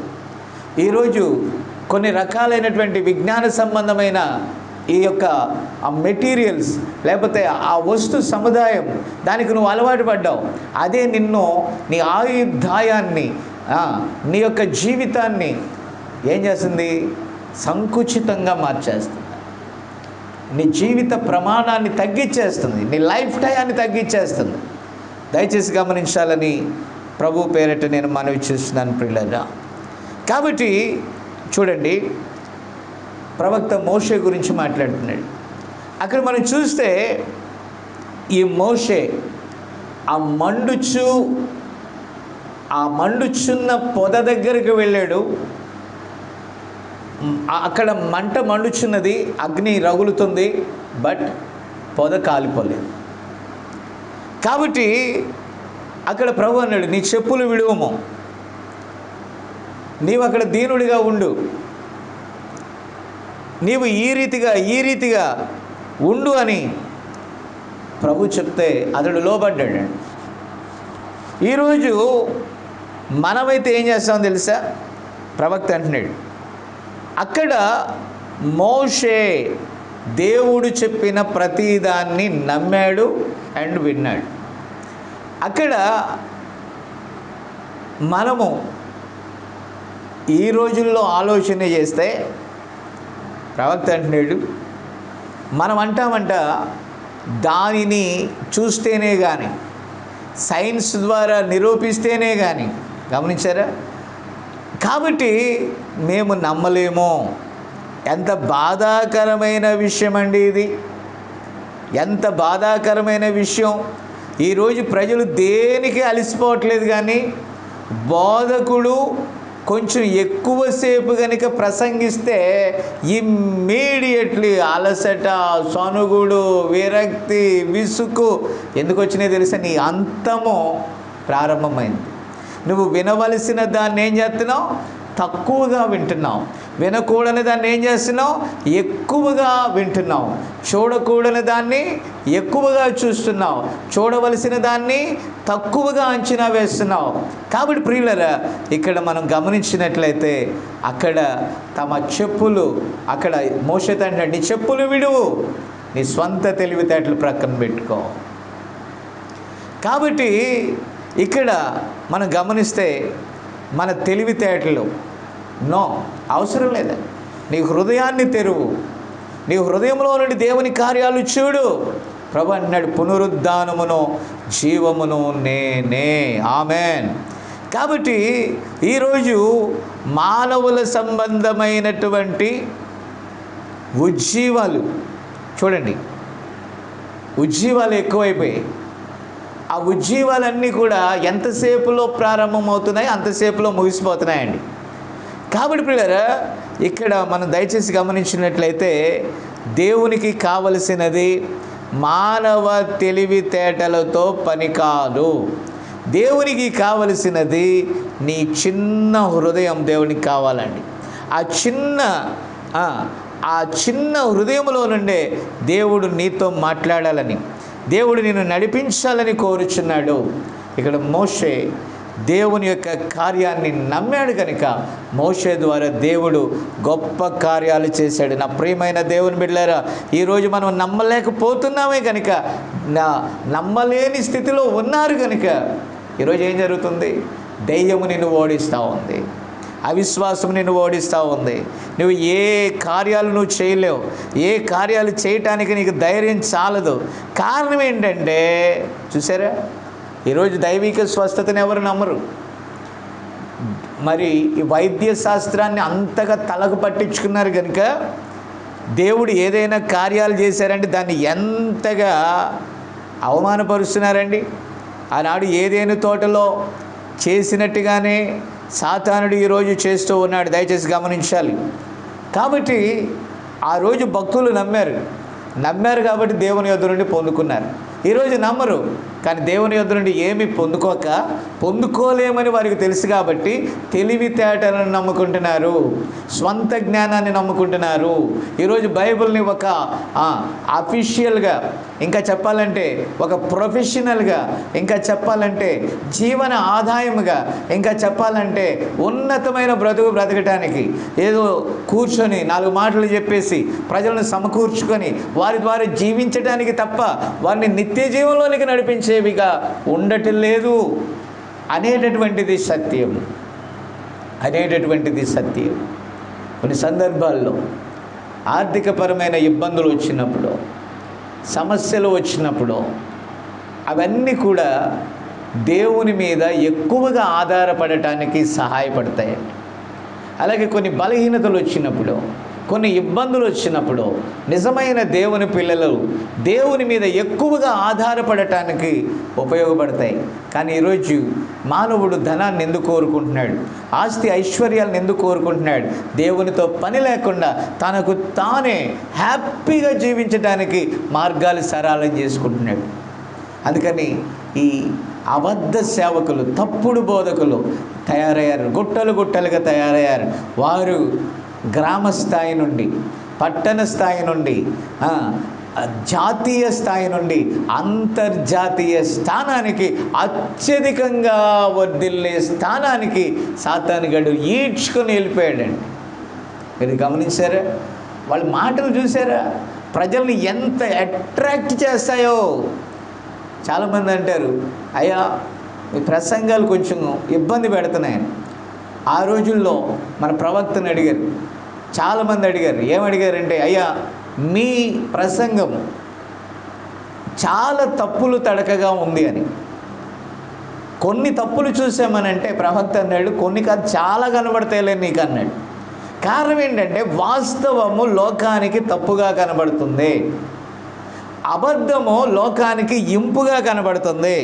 నేను ధనవృద్ధి చేసుకుని ఉన్నాను, నాకేమీ కొదువలేదని చెప్పే ఈ కాలంలో దేవుడు వాడికి ఉండబట్టే కదరా బాబు ఎంత డబ్బు సంపాదించుకున్నాడు, దేవుడు ఉండబట్టే కదరా బాబు ఆశీర్వదించబడ్డాడు, దేవుడు ఉండబట్టే కదా బాబు గొప్పగా ఉన్నాడు, దేవుడు ఉండబట్టే కదా బాబు కారుల్లో మేడల్లో తిరుగుతున్నాడు. ఇది ఫూలిష్నెస్, ఇది కేవలం బుద్ధిహీనత అండి. దేవుని బ్లెస్సింగ్ ఇది కాదు. మన ఆత్మీయ జీవితమే బ్లెస్సింగ్. సాతానుగాడి యొక్క మోసం ఏంటంటే కంటికి 5 ఇంద్రియాలకి కనిపించేదే బ్లెస్సింగ్ అని వాడు చూపిస్తున్నాడు. అక్కడే మళ్ళీ వాడు మోసం చేస్తున్నాడు. గుర్తుపెట్టుకోండి. ఈరోజు సేవకులు కూడా అదే మొదలుపెట్టారండి. ఒక స్నేహితుడు నాతో చెప్పాడు. అతడు అమెరికా వెళ్ళాడు. అయితే అతడు అమెరికా వెళ్ళే ప్రయత్నంలో ఉన్నప్పుడు ఒక సేవకుడు వాక్యం చెప్పాడంట. అతనికి ఇతడు ఫోన్ చేశాడంట. ఫోన్ చేస్తే, బ్రదర్ నువ్వు ఖచ్చితంగా అమెరికాకు వెళ్తావు బ్రదర్, అది దేవుని చిత్తము అన్నాడంట. కొద్ది కాలానికి అతడు ప్రయత్నాలు చేస్తున్నాడు కాబట్టి అమెరికా వెళ్ళే అవకాశం వచ్చింది. అమెరికాలో ఏదో జాబ్ చేసుకున్నాడు, కొద్దో గొప్ప స్థిరపడ్డాడు. చిన్నప్పుడు మేము స్నేహం చేసేటప్పుడు చాలా బీదవాడండి అతడు, చాలా కష్టపడ్డాడు, ఎంతగా ప్రార్థన చేసేవాడో, కన్నీరు విడిచేవాడు. కాబట్టి దేవుని యొద్ద నుండి అతడికి ఏం అర్థమైందంటే, దేవునికి ప్రార్థన చేస్తే దేవుడు నన్ను ఆశీర్వదిస్తాడు. వెరీ గుడ్, మంచి ఆలోచన. అయితే జరిగింది ఏంటో తెలుసా, ఈ సేవకులు ఎప్పుడైతే ఎంటర్ అయ్యారో వారు ఏం చేశారు తెలుసా, ఆశీర్వాదం అంటే పరలోక సంబంధమైనది కాదు, ఆశీర్వాదం అంటే సత్య సంబంధమైనది కాదు, ఆశీర్వాదం అయితే నీవు దీన స్థితిలో నుండి ఒక గొప్ప ధనవంతుడు అయితేనే ఆశీర్వాదం అని మళ్ళించారు. ఆ తర్వాత అతడు అమెరికా నుండి వచ్చాడు.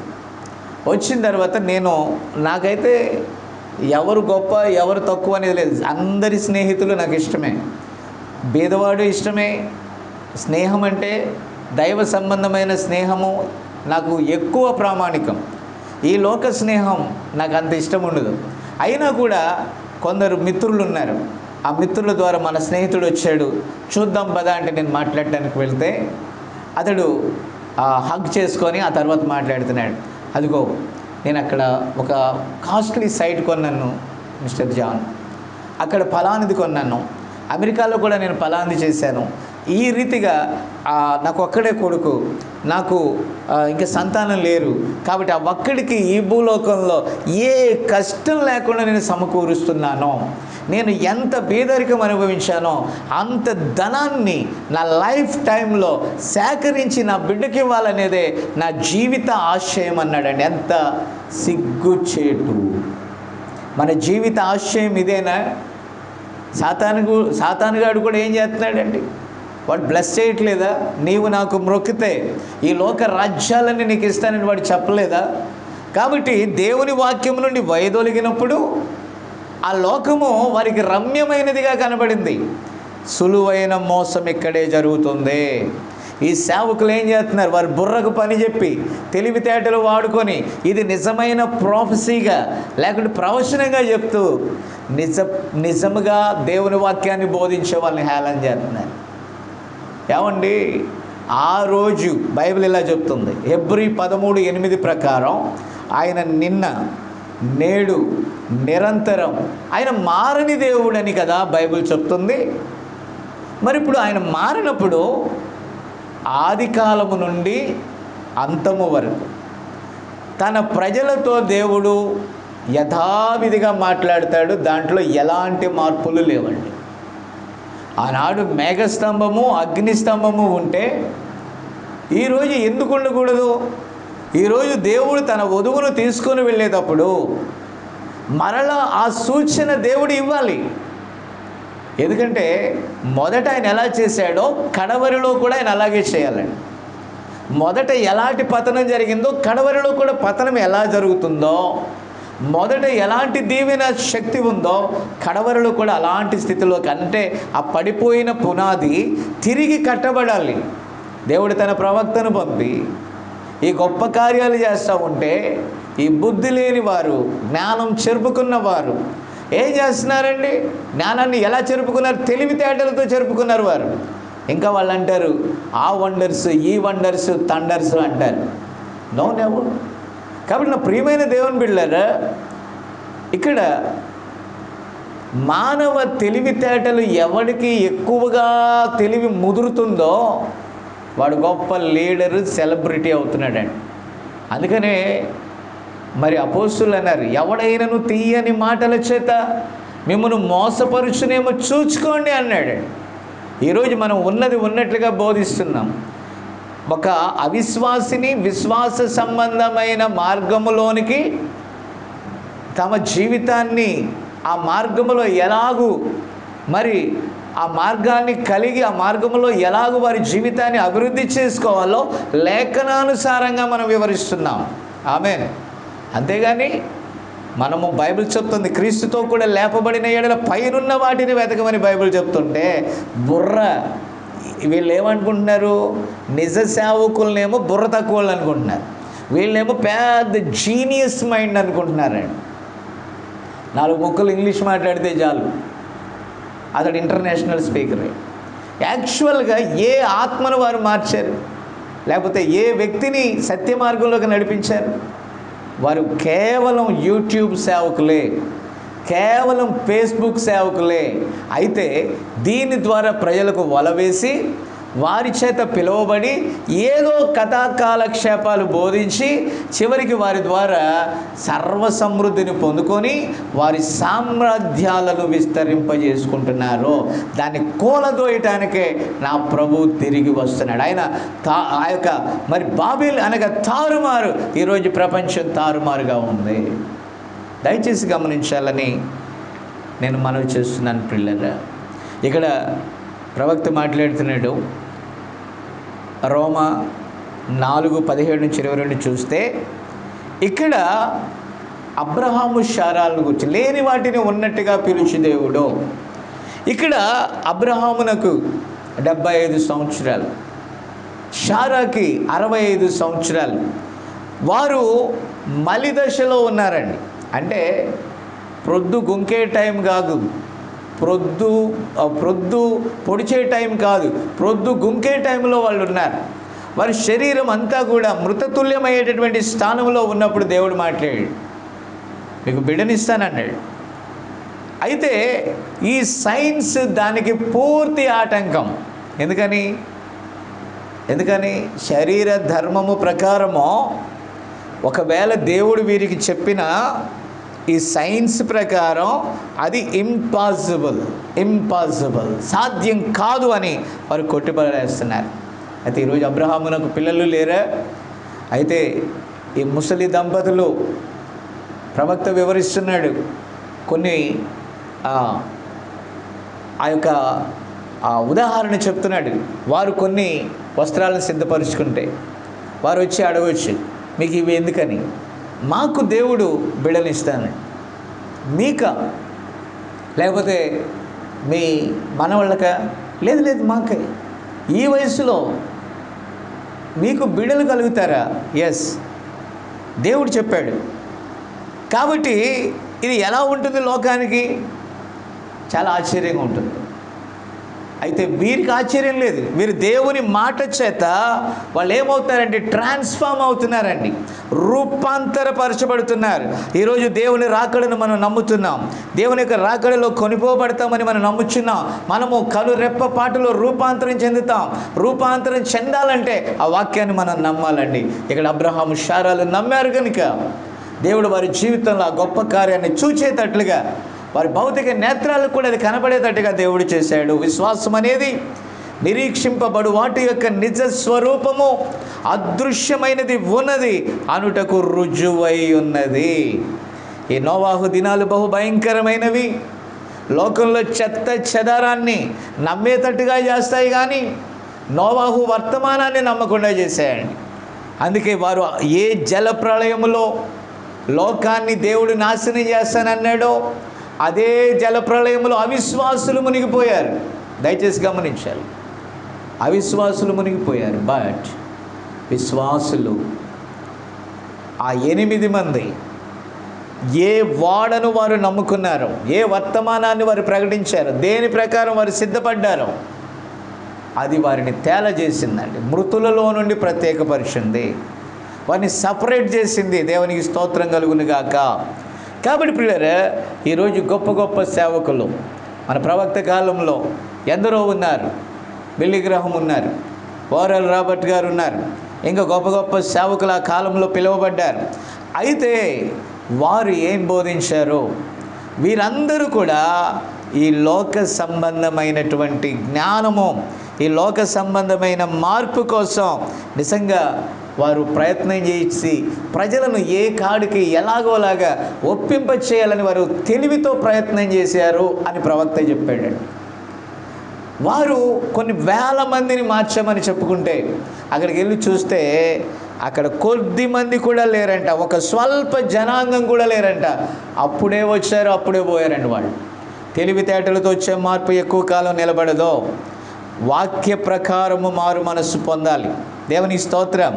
అపోస్తుల కార్యాలు 2:38 ప్రకారము పేతురు చెప్తున్నాడు, మీరు మారు మనస్సు పొంది పాప క్షమాపణ నిమిత్తము ప్రతివాడు యేసుక్రీస్తు నామమున బాప్తిజమం పొందండి, అప్పుడు మీరు పరిశుద్ధాత్మ అను వరమును పొందుదురు.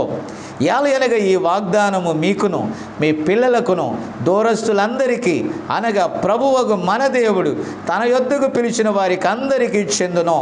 వారికున్న విశ్వాస, చూడండి గమనిస్తే, వారికున్న విశ్వాస ప్రమాణము అదే.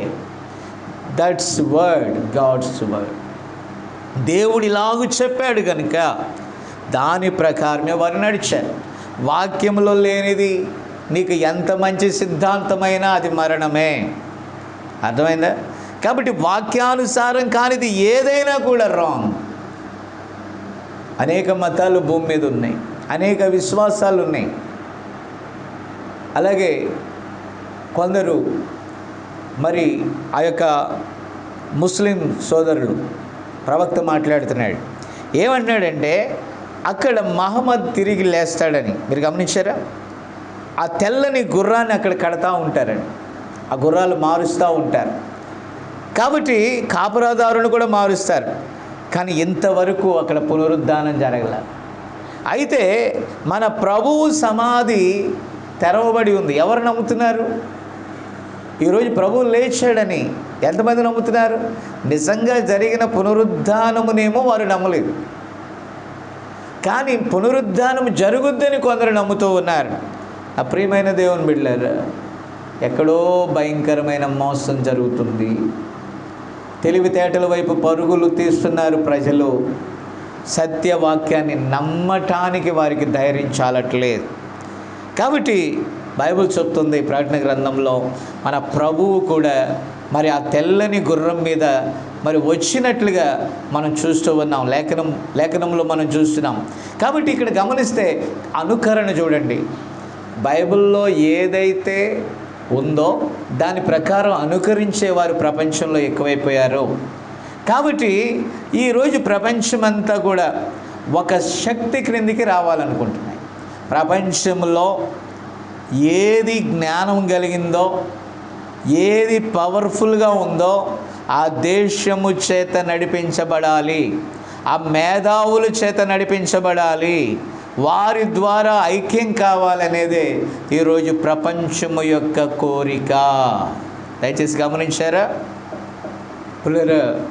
ఈరోజు ఎవరి సిద్ధాంతమును నమ్మేవారు ఆ సిద్ధాంతములన్నీ ఏకమవుతున్నాయి. కెథోలిజం ఏకమవుతుంది. ఒక పోపు క్రిందికి రావాలని వారు చూస్తున్నారు, న్యాయంగానో అన్యాయంగానో.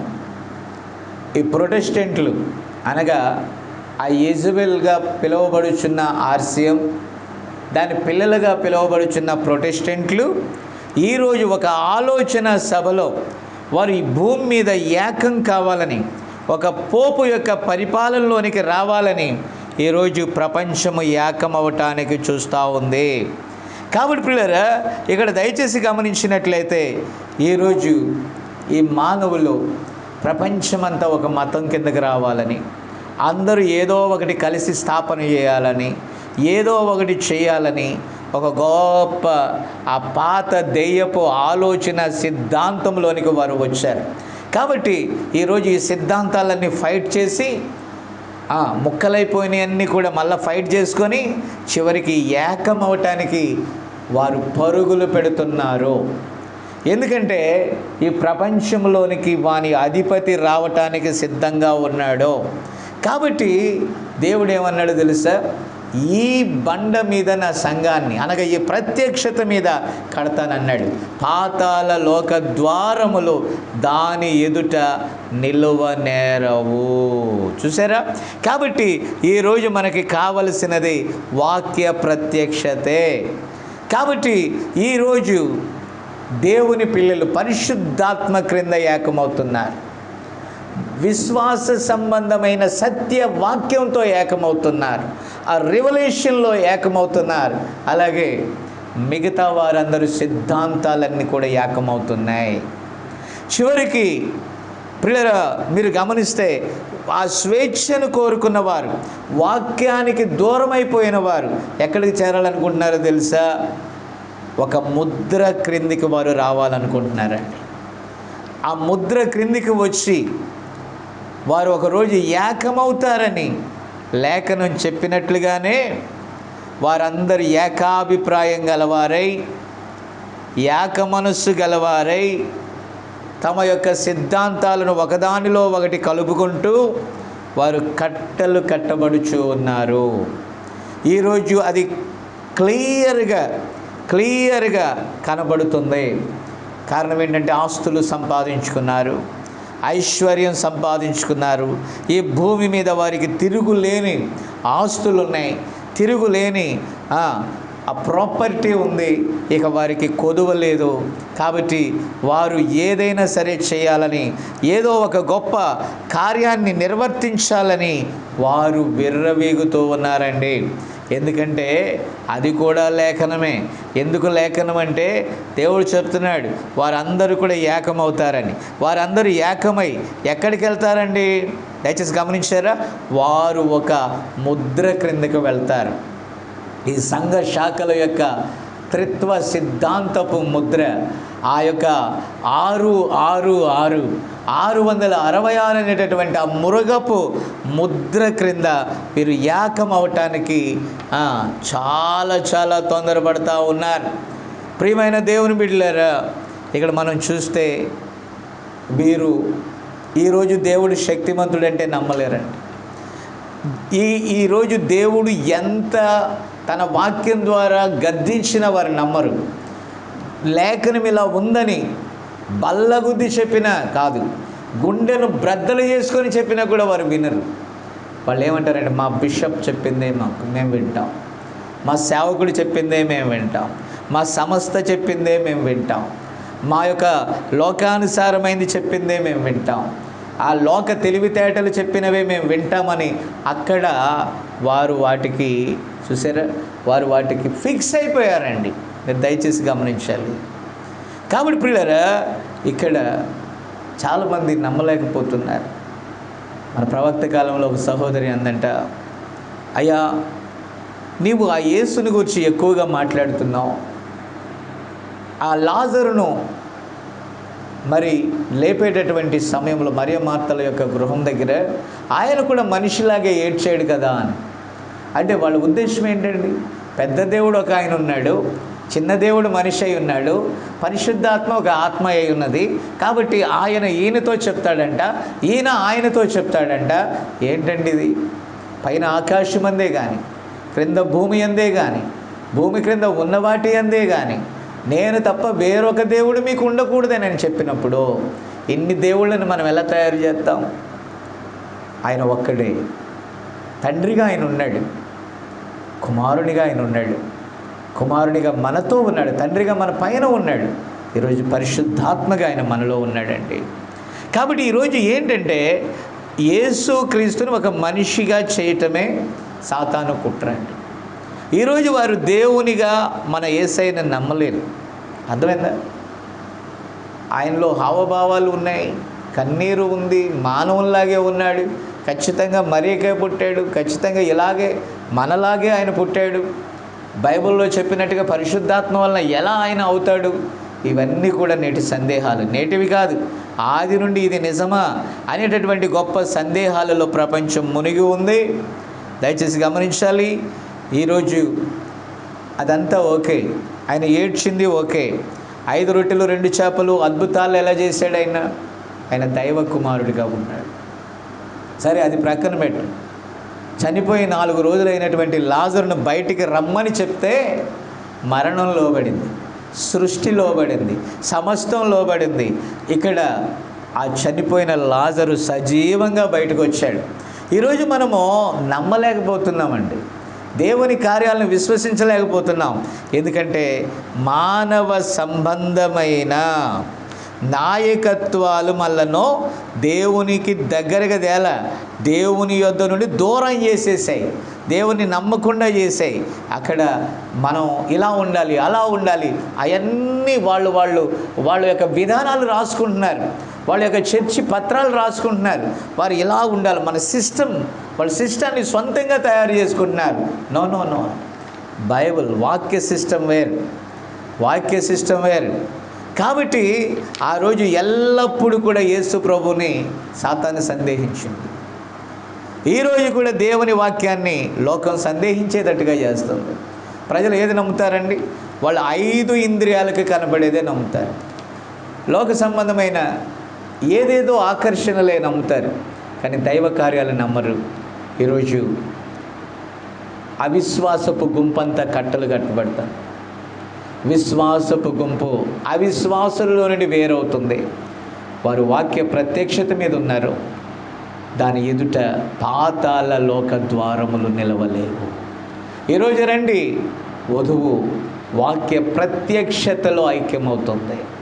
ఒక వర్తమానము మన కోసం ఈ కడవరి దినాలలో దేవుడు తన దూతను పంపి మనకు, అనగా ఒక మెసెంజర్ని, ఒక వర్తమానికుని పంపి, ఒక ప్రవక్తను పంపి మనకు సర్వసత్యమును బోధింపచేశాడు. ఇదే త్రోవ, అందులో నడవండి. ఇదే మార్గము, అందులో నడవండి. అదేమి క్రొత్త మార్గం కాదు, అది వాక్య మార్గం అయి ఉన్నది. అది ప్యూర్, అది కలిపి చెరిపేది కాదండి, ఉన్నది ఉన్నట్లుగా. ఈరోజు మనం నమ్ముచున్నాం, దేవుడు అద్భుతాలు చేస్తాడు నమ్ముతున్నాం, ఆయన గొప్ప కార్యాలు చేస్తాడు నమ్ముతున్నాం, సర్వసత్యమును నమ్ముతున్నాం, ఆది అపోస్తులు ఏది చెప్పారు అది నమ్ముతున్నాం, వారు దేవుడు ఒక్కడే అన్నాడు మనం నమ్ముతున్నాం, ప్రభువైన యేసుక్రీస్తు నామములో బాప్తిజం అన్నారు నమ్ముచున్నాం, దేవుడు ఏదైతే కరెక్ట్ అని లేఖనము రుజువు చేసిందో దాన్ని నమ్ముతున్నాం. మానవ సిద్ధాంతాల వైపు మనం చూడట్లేదు, కల్పిత సిద్ధాంతాల వైపు మనం చూడట్లేదు, మనం మానవుణ్ణి దేవునిగా మార్చుకోవట్లేదు. మనకు వాక్యమే దేవుడై ఉన్నాడు, వాక్యమే సర్వసత్యమై ఉన్నది, పరిశుద్ధాత్మయే మన లీడర్, మన ఆత్మచేత నడిపించబడుతున్నాం. కాబట్టి నా ప్రియమైన దేవుని బిడ్డలారా, మనము దేవుని వాక్య ప్రత్యక్షత కిందికి వస్తే ఒకరోజు రూపాంతరం చెంది కనురెప్పపాటులో మనము ప్రభువుని ఎదుర్కొంటాం. ఒకవేళ అంతకు ముందుగా మరణించిన వారైతే రెప్పపాటులో వారు పునరుద్ధానములో తిరిగి లేస్తారు, ప్రభువుని ఎదుర్కొంటారు. ఆ గొప్ప కృప ఎంతో దూరంలో లేదు. లోకంలో ఏం జరుగుతుందో మనకు అనవసరం, లోకం ఎటు ఒరిగిపోతుందో మనకు అనవసరం, లోకం గాఢాంధకారంలో మునిగిపోతుంది మనకు అనవసరం. ఈరోజు మనం చూడాల్సింది ఏమి తిందుమో, ఏమి త్రాగుదుమో, ఏం ధరించుకుందుమో, ఏమి కట్టుకోవాలో, ఏది సంపాదించుకోవాలో. Stop it. అవి మీకు కావాలని పరలోకపు తండ్రికి తెలియదు. మొదట ఆయన రాజ్యాన్ని, నీతిని వెతికే కాలంలో ఉన్నాం. ఆయన సత్యముని వెతికి, ఆయన సత్యము ద్వారా మనము రూపాంతరపరచబడే టైంలో ఉన్నాం. ఈ సమయాన్ని దుర్వినియోగపరుచుకోవద్దు, మానవ తెలివితేటల మీద ఆధారపడవద్దు, మానవుల వైపు చూడవద్దు, ప్రభువు వైపు చూద్దాం, దేవుని వాక్య క్రమములో నడుచుకుందాం, ప్రభువు రాకడలో కొనిపోబడతాం. అట్టి కృప ఈ వాక్యాన్ని వినుచున్న దాని ప్రకారం నడవాలని సిద్ధపడిన ప్రతి ఒక్కరికి దేవుడు అనుగ్రహించునుగాక. తలలు వంచండి, ప్రార్థన చేద్దాం. ప్రేమగల మా తండ్రి, కృపగల రాజా, నీకు వందనాలు స్తోత్రాలనైనా ఈ లేఖనము ద్వారా ప్రభా మీరు నీ బిడ్డలతో మాట్లాడారు. అయినా ఈ కాలపు ప్రవక్త బోధించిన దానిలో ఈ కాలానికి మాకు నైనా కావలసిన వాటి అన్నిటిని మేము ఆస్వాదించాం ప్రభా. ఆ వాక్యం ద్వారా మమ్మల్ని మేము సరిచేసుకోవటానికి, సరిదిద్దుకోవటానికి ఎల్లప్పుడూ ఆ వాక్యాన్ని ఆ దీప స్తంభం మీద మీరు ఉంచుచున్నందుకే నీకు స్తోత్రం. దానివైపు లక్ష్యం ఉంచిన వారు ధన్యులు నాయన.